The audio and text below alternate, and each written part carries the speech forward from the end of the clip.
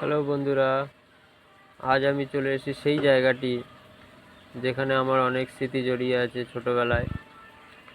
ছোটোবেলায় আমি, দাদা, আমার বন্ধুরা, আমার দাদার বন্ধুরা সবাই এখানে চলে আসতাম পুকুরে স্নান করার জন্য।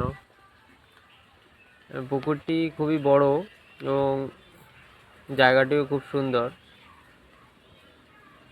এই পুকুরেই আমি প্রথম কিভাবে সাঁতার শিখেছি। দেখুন, পুকুরটা অনেক বড় পুকুর এবং আশেপাশের পরিবেশটা পুরো আম গাছে ঘেরা এবং সুন্দর পরিবেশ। এখানে আমরা মাঝে মাঝে চলে আসতাম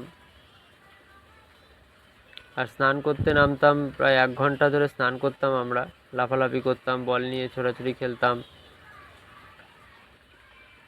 সুন্দর ছোটোবেলা আমরা কাটিয়েছি এই